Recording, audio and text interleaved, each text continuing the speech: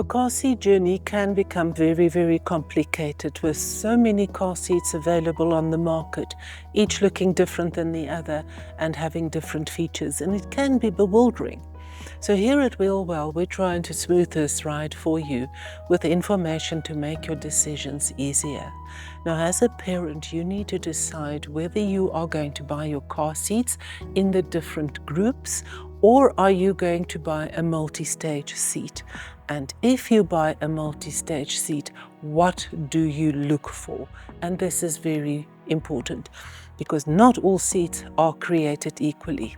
Now, the reasons why we say that you start your journey with an infant seat is because that infant seat is specifically designed to keep your child safe from birth when they are at their most vulnerable, up to 13 kilograms. So that is a seat designed to last your child for 15 months. So the amount of growth that your child goes through during the first 15 months of their lives is already a lot, from being an absolute vulnerable baby to a toddler that can walk. There's a lot of changes that happen in the body, but that infant seat is specifically designed for when your baby is born. Now, when you purchase a multi-stage seat, you must keep in mind that this is a seat designed for a 12-year-old in booster mode, fully extended, and that is then engineered down to be a seat that fits infant as well. To give you another way of describing it, using shoes as an example, it's like taking shoes of a 12-year-old and put padding and all kinds of things in it so that it is shoes that fit a newborn. That is basically what happens in a multi-stage seat.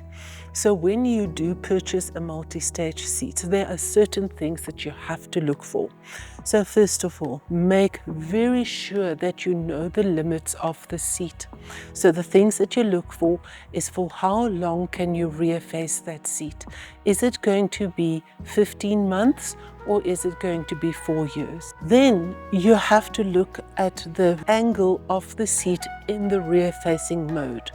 Now, infants ideally need to be at a 45-degree angle in a car seat, meaning that they're upright enough so that their back is supported, but that it is also low enough so that they are comfortable and there's no stress on their backs. With a multi-stage seat, that initial infant mode recline angle might not be good, and what happens then is that your child slumps in the seat and they become this little lump hanging in the harness of the seat, and what happens is that the airway is obstructed and they don't get enough oxygen in their seat, and this can be quite dangerous. So make very sure that when you buy a multi-stage seat, put it in the recline position that you would use it as a rear-facing seat, and check that that angle is at least at 45 degrees. If it is any more upright than that, your child is going to struggle. The next thing that you look for in a multi-stage seat to make sure that your infant is very, very safe in that is the depth of the safety zone. Now, multi-stage seats use inserts to make that space safe for a newborn. But that inserts can mean that your child is pushed out of the safety zone of the seat. So what you do is you look on the inside of the seat with all the insert in it. If you would place your baby in it, would your baby basically disappear into the seat if you look at it from the side? And that is very important because during crashes, there's stuff that come into the vehicle, and especially if it's like a multi-vehicle crash.